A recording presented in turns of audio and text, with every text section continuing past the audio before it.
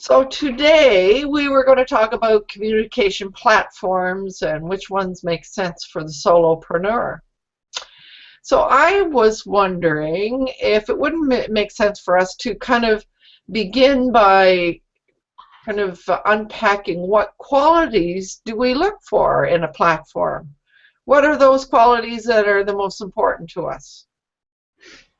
Anybody have any ideas around that? So qualities that are important to us for a platform? Yeah. Well, it's kind of interesting that we're talking about this because I've recently switched over from GoToWebinar to an internal platform, and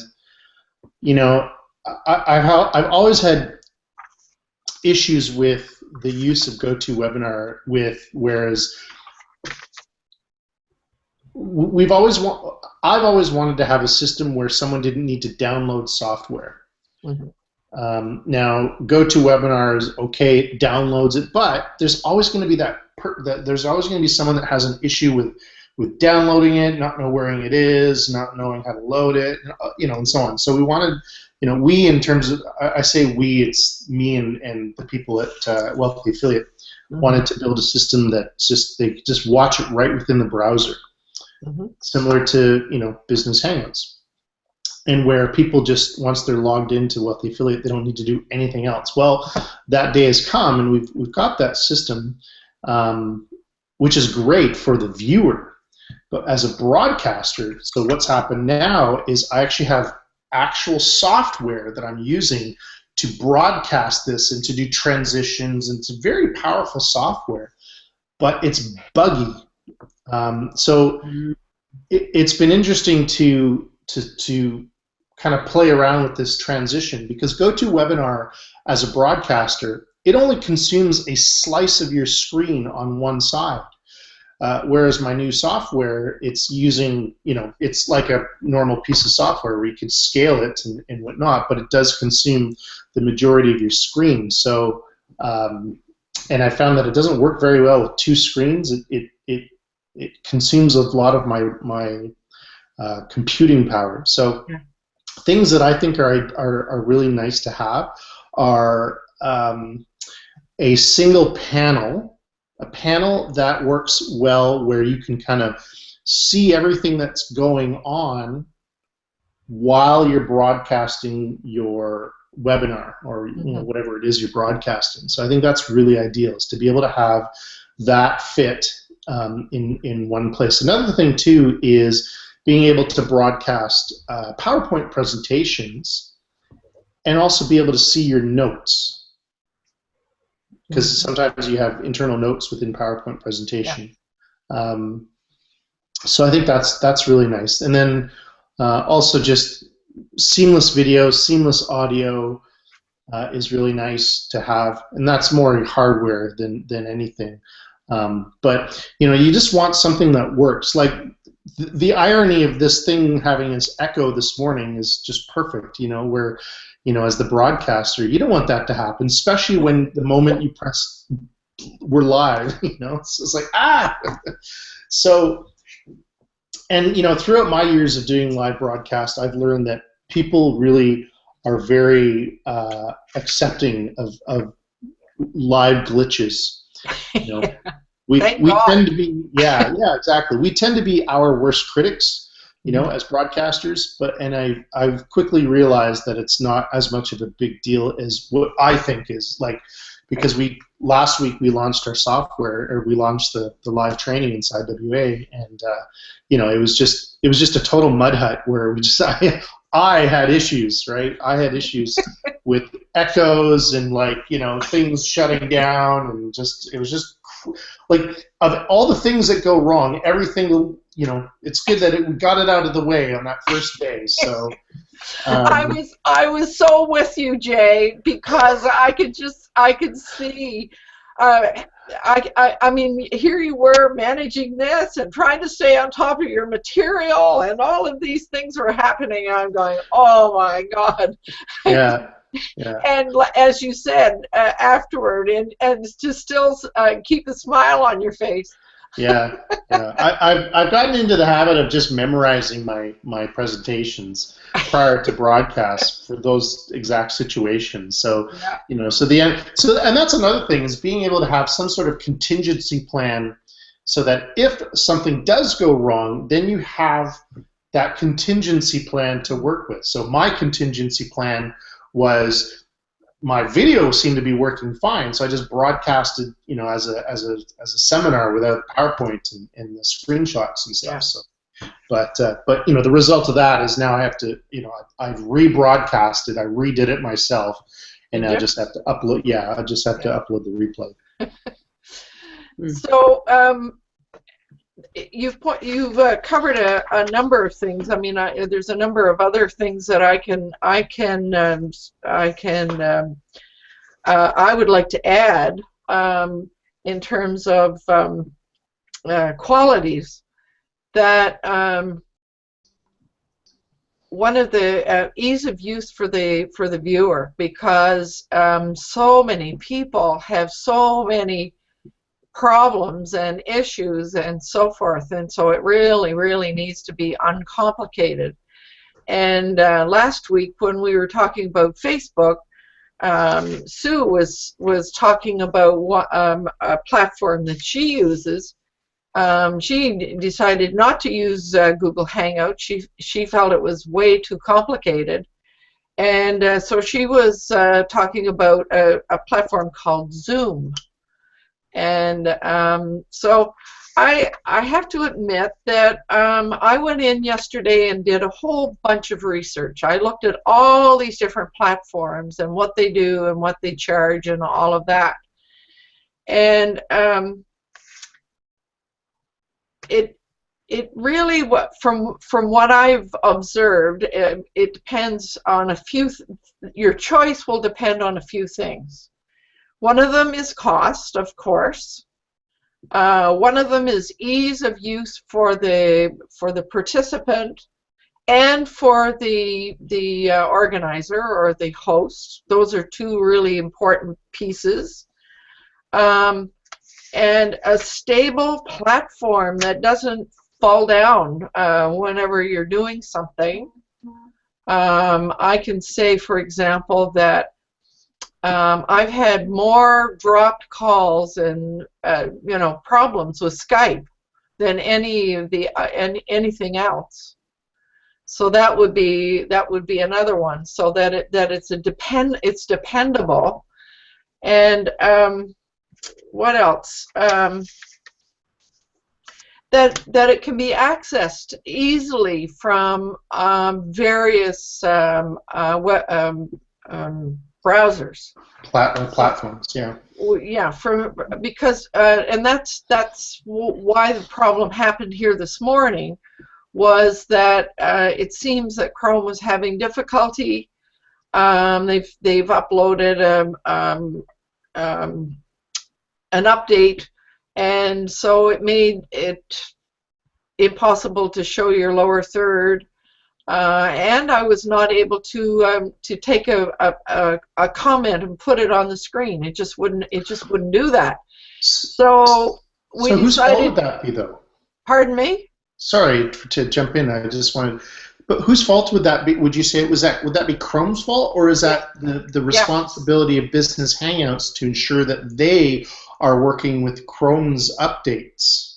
Well, that's a good question. I think Vivek, I'd love to get Vivek's feedback on that, seeing him as what I ended up doing, and Vivek's recommendation when we were chatting in the green room, was, he said, I'm here using Firefox, and so that I can use all these. So I decided to go over and use it. Well, of course, the problem was I haven't used Firefox forever.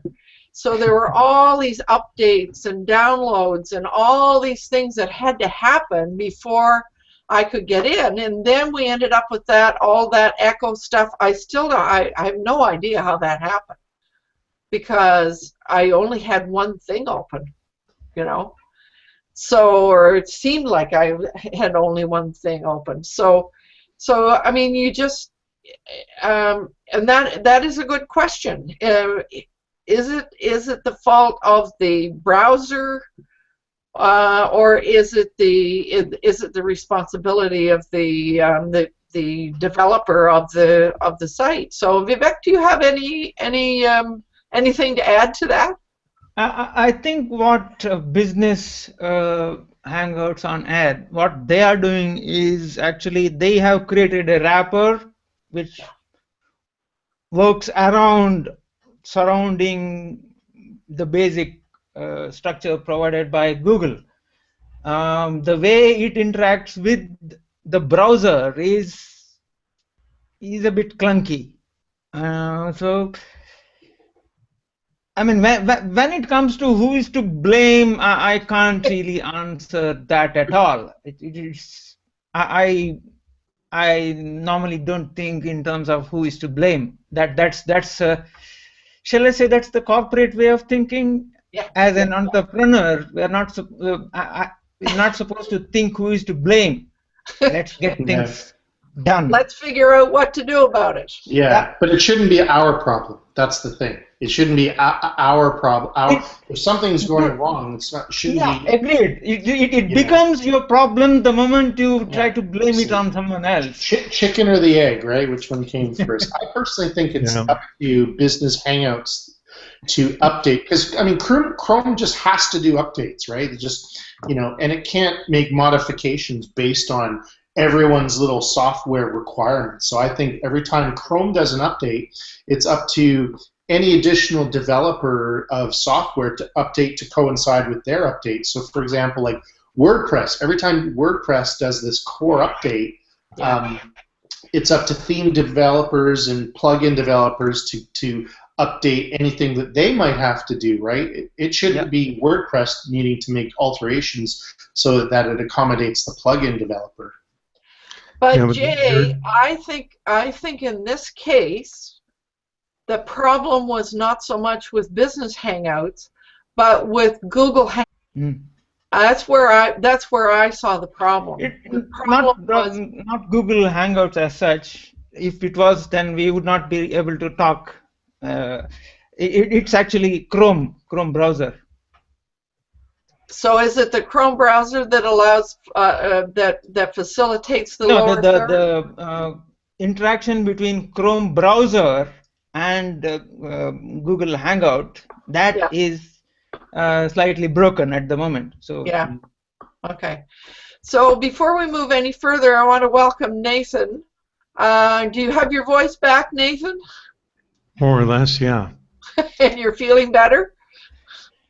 Getting there, yeah. It's been a long haul, time recovering. Well, welcome here. Thank you. So basically, what from my research on all these platforms, I was able to kind of divide it into two groups. One where you could use everything for free, and the other one which was premium. And in some cases you had both. There were some companies where you had both, and some where you didn't. And so Hangouts and Hangouts on Air, of course, are free. And Business Hangouts, there is a free version, but it's a very minimal one. You probably wouldn't be able to do much. So Business Hangouts work really better as a premium.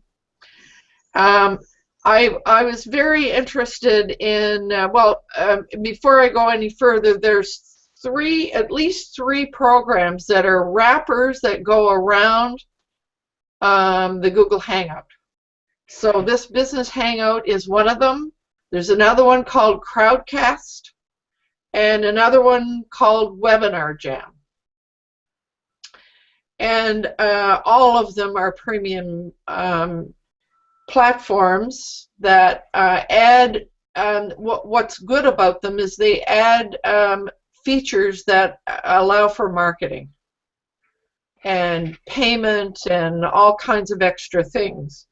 And so those all work on the same Google Hangout platform. But then there was that GoToWebinar that you mentioned, Jay. That one is very expensive. And then there's Skype, which has a free version and a paid version. And then there was this Zoom that Sue mentioned, and Zoom it does have a free version as well, but you're limited to 40 minutes in order to do that. So, and the other one that Paul mentioned and uses quite frequently that I messed around a little bit with because it's because of the simplicity of it, and that is Appear-in. And you can have up to 8 people in Appear-in, and there is a share screen version. Yeah. What I don't know, and Jay, you might know this because I know you and Paul have chatted through that. Mm-hmm. What I don't know is whether it's recordable. Well, as Nathan says, yeah. It's not. Yeah, it's not. so you can't record on Appear-in. Okay, so that was the comments too.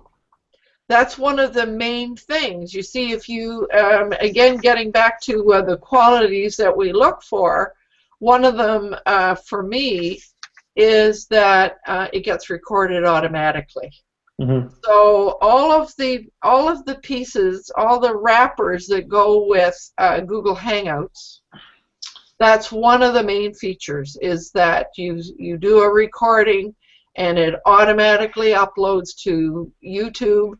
Yeah. And then you can go into YouTube and do whatever editing that you feel that you want to, and you can do your SEO that goes along with your YouTube. Yeah. So Zoom, the way Zoom works is it records, but you get the MP3 file, and you have to do whatever you want to do with it. Mm-hmm. So you need more kind of videology knowledge with Zoom, I think, than you do with Hangouts. Yeah. The other item that Nathan, I know you've done, you've messed around a bit with, and that's Blab. And I had a really interesting experience yesterday. I went on a Blab with a couple of gals, and the host couldn't hear anybody. So I ended up typing, translating and typing everything that was said in the comments so that the host could hear would know what was being said. With stuff like that, I've run into these issues with Blab a number of times with other people. And one of the things that you can do is you can type in a help request in the comments for the Blab support people to come on. Oh. And they're really fast, and when they come on, they can help you really quickly, because it's a common problem. And really? A way to resolve it is you would go to the upper right of your browser, and when you do that, you'll see here you see it like a target symbol, a camera icon, and a star. Yeah. If you click on the camera icon, it drops down a list of different features to do with what you're using in your browser, because quite often people will come onto a Blab and their camera won't work or the audio won't work. Yeah. And if they go to that camera icon, it drops down, and then you see these options, and if you enable them, all of a sudden you get sound. And that's what happened when we were on a Blab one day, where there were all these problems, and somebody called for help, and they came in, they solved the problem in less than 5 minutes. Yeah. And away we went. Well, in this case, what happened was the host just plugged in her earphones and suddenly was able to hear. Yep. And so we went and I mean, to start with, it was a follow-up to a Hangout. There are a lot of people who will do a Hangout, and then they'll move everybody or try to move everybody over to a Blab. So yeah, that, Roland does that. Pardon? Roland does that a bit. Yeah. Yeah, there are lots of people that are doing that. And so, but I hadn't watched the Hangout, so she was inviting me to come in and have a conversation. I didn't have anything to say because I hadn't seen the Hangout. So I ended up typing all this stuff in there for her.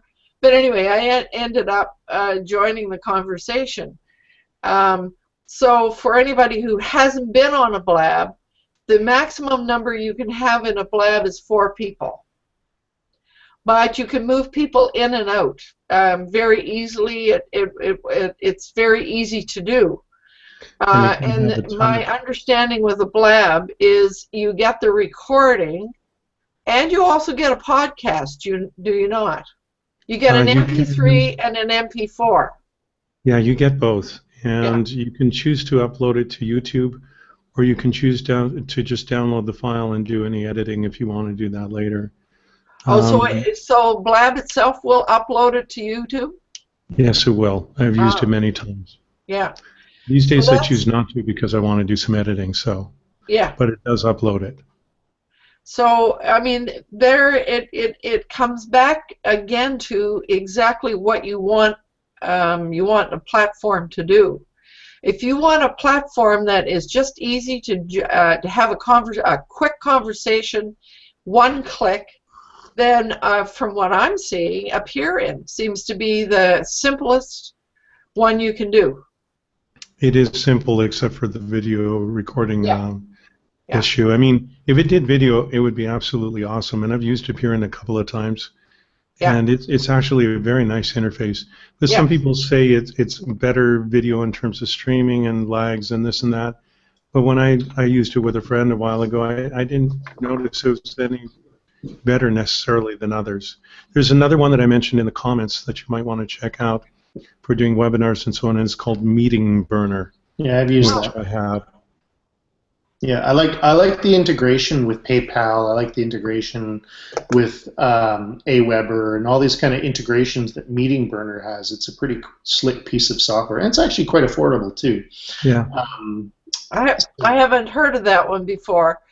And just so you know, there is with Business Hangouts, this one, there is integration with PayPal as well. Mm-hmm. Nice. Yeah. Mm-hmm.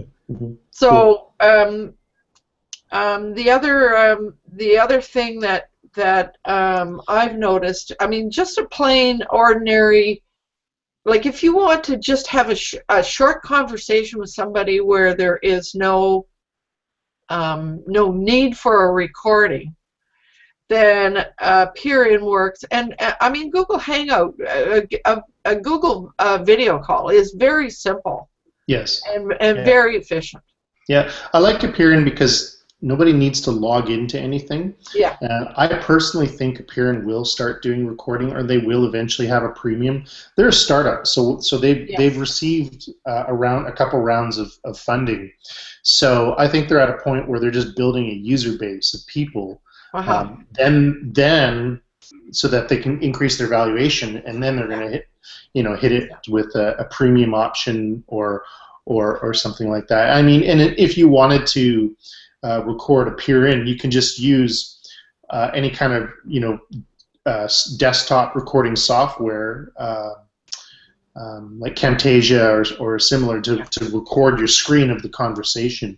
But I don't think really that's Appearin's business model at this time. I think because they're just a startup, they're just providing that great value. It's very lightweight. It's browser only. You can feature people and move people around. So I mean, it's a great simple system, especially for businesses. I think for those of you who are doing businesses and want to have quick meetings with people without the worry of recording it, I think Appearin is great because you can brand it. So like mine is appear.in/Magic Studios. So I branded that page. So you can just set up an appointment, say, oh, hey, you want to have a quick video meeting, we'll just be a few minutes, just go to this site when, at this time, and then boom, whoosh, you've got a meeting right away. Yeah. So I did the same thing. So for those that are, I'm going to take what you just said, Jay, and just a little bit further. So when you have you want to set up a meeting within your Google Calendar, you could just put that link in the comments there and invite somebody, and so they end up with everything that they need. However, you can also do that with Hangouts. So if you've hung out with somebody before, like I have my Tuesday morning client, I'll set up something in the calendar. I invite him in the from the calendar, and it shows up automatically. Both of us just have to click on that one little link that's inside the calendar, and we're both inside Hangout. So there's kind of ways for that to work in a very simple way that often a lot of people don't know. Yeah. And that's the great thing about Google Apps for Work, is the ability to automatically instill Hangouts within your calendar. I really like that feature. Oh, is that only available for Google Apps? I think so, yeah. Oh, I've been in Google Apps for so long, I don't know what the difference is. The video calls is a core feature for Google Apps for Work. Okay. Feature, in the sense, if you have problems with the video call, then you can complain to Google, and they have to fix it. Well, that's good to know. Yeah. So yeah. So what about everybody else? Anna, what about you? Do you use any of these platforms, or what's happening for you? In the past, I can't stand Skype, so I look for other means, and it was suggested to me VSEE. It as don't know what the maximum participants can be, but you can record it, and it is free. A certain level is free, and I found it much better than Skype, of course. You can share documents, you can put on a presentation, all that sort of thing. So that in itself, as a free option, worked really well. Can you put that in the comment stream, Anna? I'll do that right now. Thank you. But it says world's largest video telemedicine platform. Telemedicine? Telemedicine. Yes, it was originally created for something to do with the medical field or whatever, but they have just a teleconference and video conferencing option in there that's apart from the medicine thing. Yeah, so but apparently you do need to download something. You do need to download something, and the participant needs to download something, but it's really quite easy for them to do. There's a link, and then it's a couple of steps. It's not complicated like it would be for getting what used to happen with Google and that sort of thing, or even Skype. VC I found was very user-friendly that way. Yeah. So, and I'm glad you said that, Anna, because I feel the need to kind of remind everyone. It's months ago now that Google separated Hangouts away from Google Plus and so forth. So Hangouts is totally a standalone now. So it's not nearly as complicated as it once was, and it also works. It works really well on your smartphone, and that's of course where Google is trying to develop things. So I don't know. Does anybody have any experience with something like Appear-In from on your smartphone? Yeah, they have an app. Oh, do they? Yeah, they have an app. It's a great little app. So it's, because you just set up your channel, and then it's good to go. So it's very handy. So you can. So it's, I don't know if you could see there, it's the one right there. Right. And you just click on it and you're good to go. So I could be on my app using the app, and someone else can be on the desktop or wherever. Yeah. So, and like Vivek says, it's just really a wraparound browser. That's what most apps kind of are. So it's great. Yeah. It's really easy. Yeah. So we have the problem right now is we have so many choices. I'd like to address that. I'd like to address that. I think what one would need to do is a needs analysis. Yes. So, what do you need to have, within any kind of broadcasting software, and then just basically make a checklist. And then, then you can determine, what you want to use. If you're looking for free solutions, I think your options are Google Hangouts, YouTube, but YouTube is solo broadcasting, or Appearing. Yeah. If you're ready to step up to a budget, to have a little bit of a budget, I think you can. I like Meeting Burner. I think it's a great alternative to GoToWebinar, and I think it's in the lower price point, and Webinar Jam as well. That's if you're stepping away from kind of Google Hangouts and whatnot. Right. So I think it's a great solution. So, and I think when you're doing any kind of needs analysis, you want to do the needs should be, what do you want to do it, how do you want to track so it should be before, during, and after. So before, how do you want to track people to your webinar? Yes. During, what do you want during the webinar? And then after, what are your needs after the webinar? Yeah. Right? Do you want to be able to upload it, and so on and so forth. So once you have a good needs analysis, then you can really narrow down your decisions. So that's a real takeaway nugget. How to do an analysis. So thank you for that. Yeah, you're welcome. I think it's also important to segment it into those three: before, during, and after. Yeah. Absolutely. That makes a whole lot of sense. So, Anne, what about you? Do you use any platforms with your clients or friends? I use Skype with my kids, and other than that, I talk to my clients on the phone. I'm very old school. Most of them don't have any need to have a video conversation with me, and I would probably go for free. Now with my art, I've been thinking I'd like to do some sort of seminars, but again, it would be one person, so I would probably be doing recording myself with my phone possibly, or my laptop, and then uploading it to YouTube and posting it to Facebook and that kind of thing. So it's pretty simple needs at this point in time. I've opened up tabs for Zoom, Appearing, and VC, and I'm going to take a look at all of them afterwards. It's kind of interesting, but my needs are really simple, and so my biggest problem is things like if I start doing trying to do webinars, that kind of thing, I don't want to buy cameras and all sorts of stuff. I want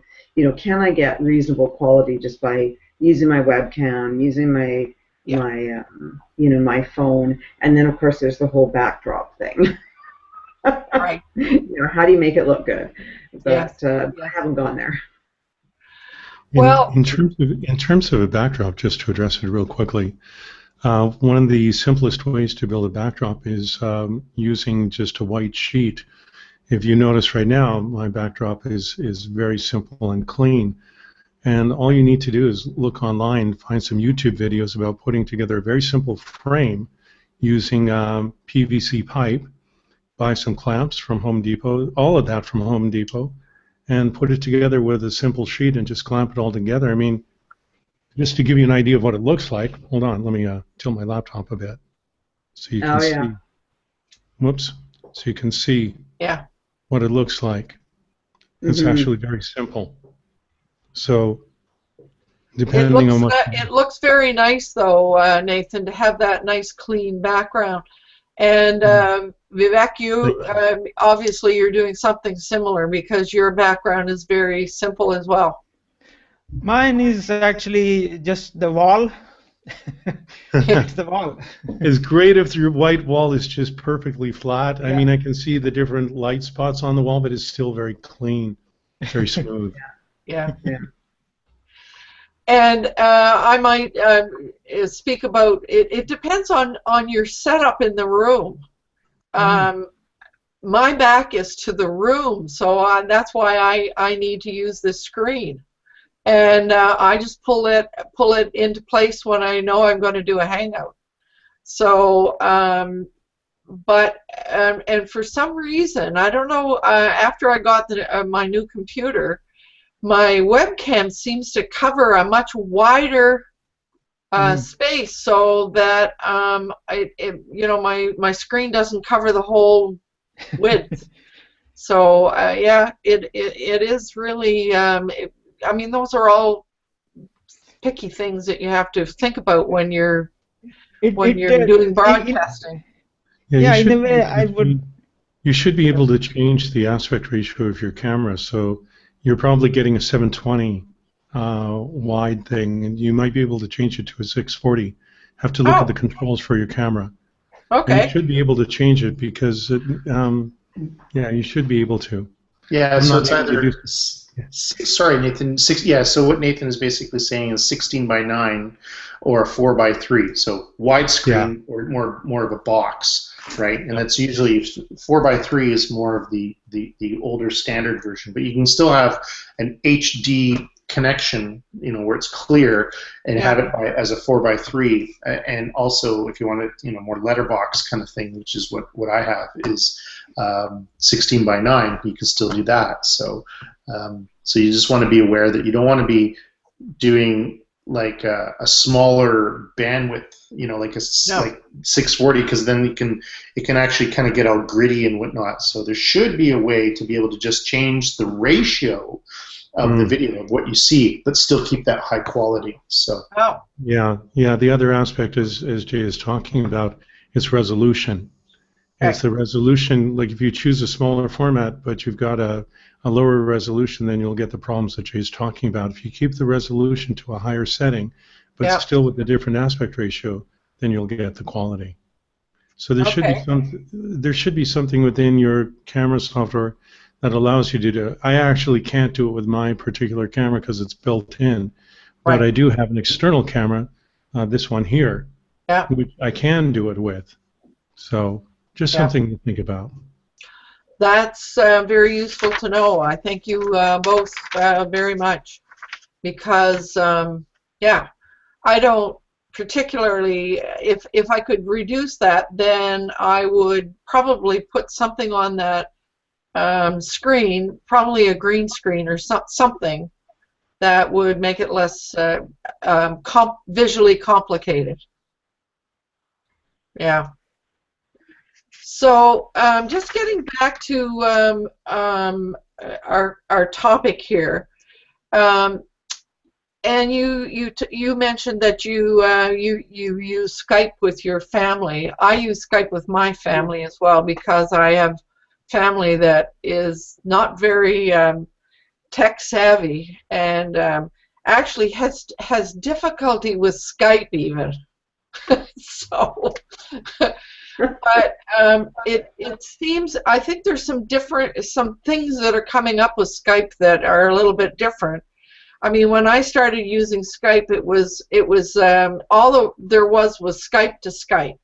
So you both had to be on a browser, and you could speak to each other in Skype. Well, then they added the fact that you could call out to the regular phone system and pay for that. And that I have been using for several years now. I don't have a landline. I just use a call out. Now, you can do the same thing within Google Hangouts. However, I tried that with a client. I have a client that works for the BC or the Alberta government, and it took us a long time for her to get their system to be able to allow a Skype call, a Skype phone in. And so we tried a Google call the other day, and she had nothing but echoes. So we had to go back to the one that works. So it even depends on who you're calling. If it's inside a big corporation that has their own system, et cetera, you're going to run into problems. Mm-hmm. And that's also true of video calling, et cetera. There are a lot of organizations that have their security so tight, and to the point where they're only allowed to talk to people inside their own little envelope. So you run into it. So all of this. I mean, part of the need analysis that we were just talking about a few minutes ago, it's yes, what do we want before, after, and all of that, but it's also who you're talking to and what their circumstance is. And often you need to be able to choose something that works for them rather than for you. So I see Jay has left us. Thanks and absentia, Jay. So yeah, so it can be very simple, but it can also be very complex. So being able to know what it is you need and who it is that you're talking to and what their circumstance is. So anybody have anything else? I see that we are on the hour, almost just a couple of minutes beyond the hour. Anybody have anything they would like to add before we wrap up?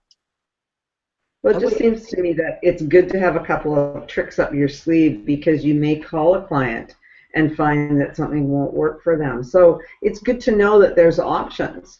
Yes. Because you know, one may not be working for you for some strange reason. You know, who knows? Somebody's updated something. So it's always great to have some other options. And I may try some of these things with my kids. I know my daughter in the Northwest Territories, they have trouble with internet anyway, but she does FaceTime because of course she's on Apple, but I'm not, so I can't do it with her. So there's those kinds of things. Well, and you interesting that you raised that, because now none of the Google stuff talks to the Facebook stuff, and none of the Facebook stuff talks to the Google stuff. So, so you gotta know where your peeps are. Yeah. Well, that's what it really comes down to: is where are the people hanging out that you might want to attract? If they're all on Facebook, then don't use Google Hangouts. That's not going to work. Yeah. You know, use YouTube videos and possibly some of these other things. But yeah, really, it comes down to your clients. Yeah, it sure does. Okay, I think we've probably beat the subject to death this morning. So I want to thank you all for joining me. I think it's time for a wrap-up today, and I would like to remind you all that I do have a variety of resources for solopreneurs. On Google+, I have the Being Your Own CEO community. I have supports for solopreneurs collection, and of course you don't want to forget that I have lots of resources, including the Portable Business Coach on my website. So I want to just remind any viewers out there that it would be a really good idea for, yes, to visit my sites, but to really get to know the other participants here, because they all have really good services, and you may find that they can meet a need of yours as well. So try and get to know them for sure. So this is Lowell Ann signing off for this week, and we'll see you all next week.